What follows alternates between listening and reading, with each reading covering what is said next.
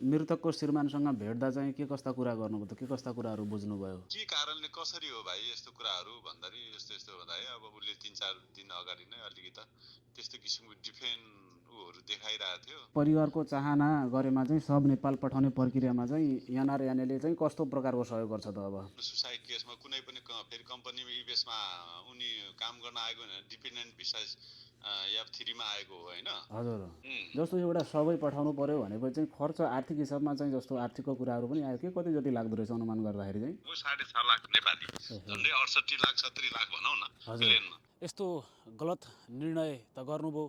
अब परिवार आफन्तहरू निकै चिन्तामा हुने कुरा स्वाभाविक नै हो, किनभने कसैको छोरी गुमाउनु परेको छ, कसैको घरको सहारा गुमाउनु परेको छ। एकदमै आफन्त बित्दाखेरिको पीडा भने छुट्टै हुने गर्दछ।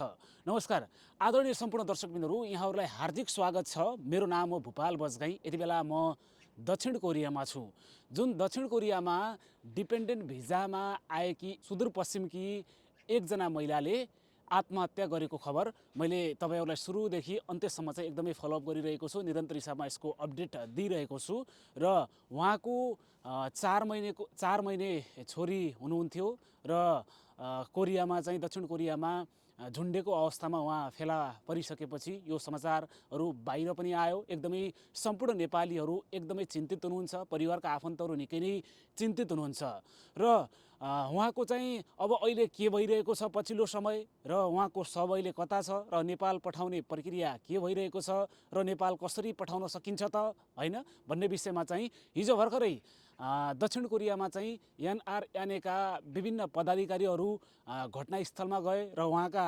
श्रीमानसँग पनि भेटघाट गरे, कुराकानी गरे र विभिन्नले चाहिँ कमेन्टहरू पनि गर्नुभएको छ। विभिन्नका आरोप प्रत्यारोपणहरू चाहिँ श्रीमानका कारणले गर्दा, श्रीमानले कुटपिट गरेको कारणले गर्दा मानसिक तनाव भएर चाहिँ उहाँले चाहिँ यस्तो निर्णय लग्नुभयो भन्ने खालका विभिन्न तर्क वितर्कहरू पनि आइरहेका छन्। आखिरमा चाहिँ उहाँलाई यस्तो आफ्नो प्राणै त्याग्नुपर्ने अवस्था कसरी सिर्जना भयो? एउटा सानो 4 महिनाकी छोरीको अनुहार हेरेर भए पनि आफ्ना दुःख पीडाहरूलाई सहेर चाहिँ बलियो आधारमा बाँच्नु पर्ने हो, तर चाहिँ जिउनु पर्ने हो। तर यस्तो निर्णय जे गर्नुभयो गलत गर्नुभयो।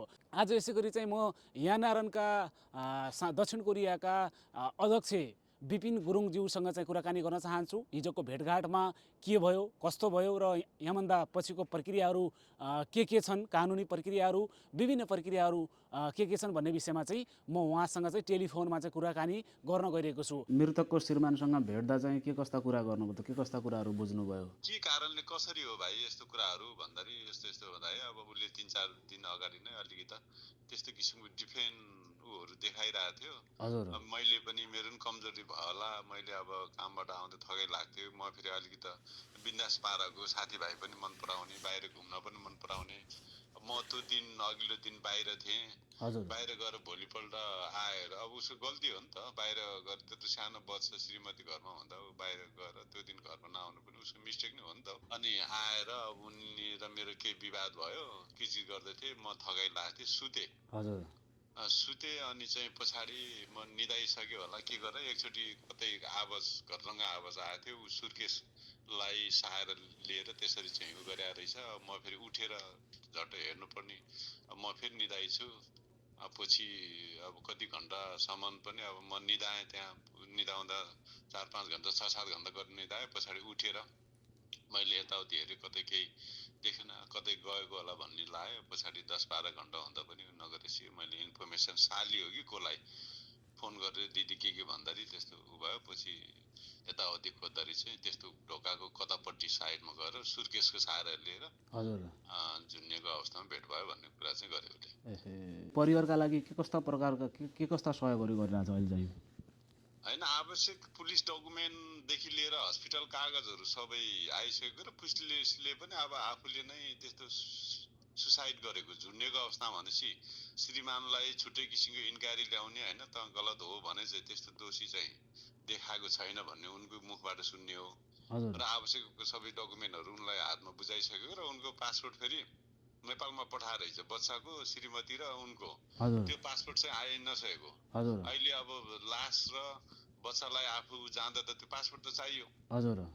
तर घटना यस्तो भएको हुनाले आवश्यक डकुमेन्टहरू पुलिसले र हस्पिटलले दिइसकेको हुनाले त्यस्तो अवस्थामा त्यो गर्न मिल्दो रहेछ कि।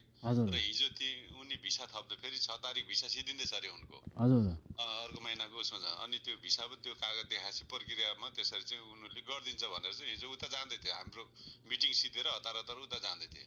त्यसपछि त्यो बहिनीको लास र बच्चा र आफू नेपाल जाँदै, किनकि त्यो प्रक्रिया पुरा नगरिकन अब बच्चा र आफू मात्रै जाँदा त माइती पक्षले त किन लास नलिएर आइस, अब मेरो छोरी त जिउँदो त भएन, लास पनि छोडेर आइस भन्ने आरोप आउन सक्छ। त्यही भएर त्यसरी चाहिँ जाने भन्ने कुरा थियो। अब सम्पूर्ण जस्तो यदि परिवारको चाहना गरेमा चाहिँ सब नेपाल पठाउने प्रक्रियामा चाहिँ एनआरएनएले चाहिँ कस्तो प्रकारको सहयोग गर्छ त? अब यो आर्थिक रूपमा कुनै पनि इन्सुरेन्सहरू त्यस्तो हुन्न। आफ्नो सुसाइड केसमा कुनै पनि फेरि कम्पनी इबेसमा उनी काम गर्न आएको होइन, डिपेन्डेन्ट भिसा F3 मा आएको हो होइन। अब त्यस्तो पैसाको आवश्यक परे उनको कम्पनीमा 40 जना भन्दा बढी विदेशी कामदार छन् रे, उनीहरुबाट पनि उठाउने आर्थिक भन्ने छ रे, उनीसँग पनि होला, साउले पनि अलिअलि सहयोग गर्छु भने छ रे हैन। अब यदि हामी पनि मिलेर गर्नुपर्ने आर्थिक रूपमा हो भने अब माइती पक्ष के छ, त्यो भाइको कुरा के छ, अब म यसो गर्दैन, समाजलाई म दुःख दिन्न भन्छन् भने त्यो छुट्टै कुरा होला। नसे हामीले गर्न सक्ने, अब आह्वान गर्न सक्ने, कति पैसा उठाउन सक्ने त अब यसरी नै नेपाली समाजमा गरिएछ नि। त्यो चाहिँ अब उहाँहरूले आह्वान गर्नुहुन्छ, सुदूरपश्चिम समाजै छ हैन।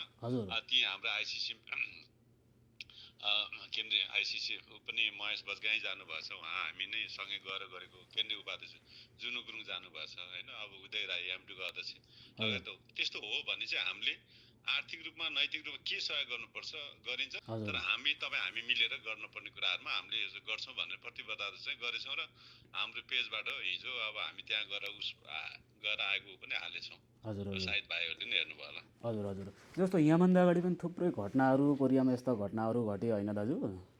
जस्तो एउटा सबै पठाउनु पर्यो भनेपछि चाहिँ खर्च आर्थिक हिसाबमा चाहिँ जस्तो आर्थिकको कुराहरू पनि आयो के, कति जति लाग्दो रहेछ अनुमान गर्दाखेरि चाहिँ?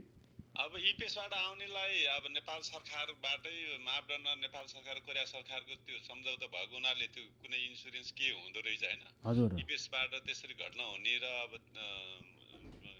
बिजनेस अथवा कुनै कारणले त्यस्तो होला, अब उहाँहरूलाई त्यो इपेसकै उसबाट इन्सुरेन्स अथवा कोष त्यो उसबाट हुँदो रहेछ, त्यो पैसा नलाग्दो रहेछ। तर अब इलिगलहरू विद्यार्थीहरूको विषयमा यस्तो F3 अब उसको विषयमा चाहिँ पैसा लाग्ने लगभग 6.5 लाख नेपाली, झन्डै 68 लाख 70 लाख भनौँ न प्लेनमा। किनकि जिउँदो मान्छे र मरेको लासमा त्यो मरेको लासलाई चाहिँ धेरै चार्जहरू जुन पाए प्लेनले अथवा एयरलाइन्सहरूले मान्दो रहेछ नि त, त्यो पनि अब मापदण्ड सबै हुँदो रहेछ। त्यो कारणले गर्दा महँगो पर्न जाने।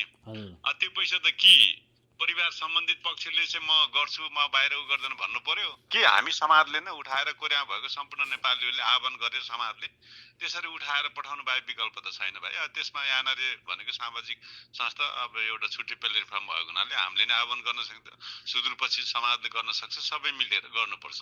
अब त्यही पहल चाहिँ हामीले गर्न सकिन्छ भन्ने कुरा चाहिँ मैले हिजो हामीले त्यो कुरा राखेको थिएँ। जस्तो एकदमै अब दुःखद अब यो घटना 4 महिने शिशु पनि हुँदो रहेछ हैन। अहिले के छ उहाँको चाहिँ सब कता अस्पतालतिरै छ त? पारिवारिक र सम्बन्धी मान्छे नभएको हुनाले कोरियाको कानुनमा अहिले हेर्न दिँदैन। अब कि श्रीमानसँगै गएर गर्नु पर्यो हैन, खाजुक भन्छ परिवार। अब हामीले बुझे अनुसार हामी हस्पिटल गएर लास त हेर्न पाएनौं र हामीले उहाँलाई हतार भएको न त्यो अनुरोध नै गरेनौं। अब अहिले बहिनीको लास त हस्पिटलमै छ नि। अब श्रीमानले सम्पूर्ण प्रक्रियाहरू आवश्यक कागज प्रक्रियाहरू पुर्याउँदै हुनुहुन्छ। अब सबभन्दा दुःखको कुरो सानो बच्चा सायद कसैले त्यहाँ नेपाली दिदीबहिनी हुनुहुन्छ अरे, उहाँहरूले नै केयर गर्नु भएको छ अरे भन्ने चाहिँ हामीले हिजो बुझेको हो हैन। अब बच्चाको अवस्था दयनीय छ, आमा खोज्न सक्छ, दुधहरू खुवाउनु पर्ने।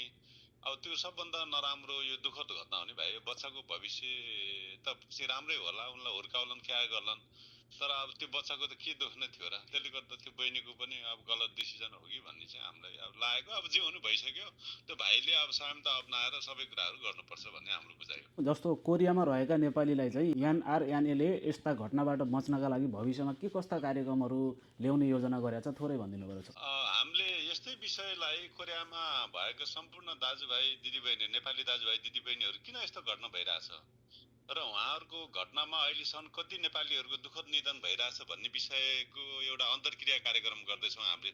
सायद यो 12 महिनाको 7 तारिक हाम्रो गर्ने योजना छ। हजुर त्यसमा श्रमिक विद्यार्थी लगायत अब यो यहाँ आएर पनि कसैको हात छैन, कसैको खुट्टा छैन, मानसिक डिप्रेसनमा छन्, धेरै लगभग 99% भनौँ न, भाइलाई पनि स्वयं त्यस्तो पीडाहरू भइसक्यो होला। हजुर त्यसले गर्दा यो विषयमा अब हामी सबै नेपालीहरूले एकअर्कालाई सूचना आदान प्रदान गरेर यस्तो घटनाबाट हामी बचौँ, खुसी भौँ, कहिले कसो आदान प्रदान गरौँ, च्यारिटी गरौँ, होइन, हजुर मनोरञ्जन गरौँ। यस्तो नगर्नुहोस् भनेर यस्तो याप 3 मा आएका यस्तो केसहरू अझ बढ्ने सम्भावना बढी देखिएछ। तपाईँहरू चाहिँ यस्तो हुनुहोस्, तपाईँहरूले सोचे जस्तो नभए नि तपाईँहरू खुसी हुनुहोस्। केही कुरा छ भने आफ्नो सूचनाहरू, आफ्नो कुराहरूलाई सेयर गर्नुहोस्। मलाई श्रीमानबाट यस्तो भयो भनेर चाहिँ अरूलाई सेयर गर्नुहोस्। त्यस्तो कुराहरूलाई चाहिँ न्यूनीकरण गर्नको लागि वृहत एउटा अन्तर्क्रिया कार्यक्रम राखेर यो विषयमा नै हामी गर्दैछौँ। र यहाँको जति पनि कुरामा अहिलेसम्म मृत्यु भएको सम्पूर्ण नेपाली दाजुभाइ दिदी बहिनीहरूप्रति हार्दिक श्रद्धाञ्जली पनि गर्ने र यहाँ भएको सम्पूर्ण बुद्धिजीवी सबैले भ्याएसम्म भौतिक रूपमै उपस्थित भएर हामीले यो कार्यक्रम पहिलो सायद कसैले गरेको पनि छैन, त्यो गरौँ कि भन्ने सोच पनि छ भाइ। ल हस् त हस्, हामी तपाईँसँग निरन्तर जोड राख्नेछौँ है त। हस् त दाजु, धन्यवाद भाइ। हस् ल मलाई प्रश्न सोधेकोमा धन्यवाद भाइ। हस् हस् दाजु, हस् हस् ल थ्याङ्क यू भाइ। हस् दाजु।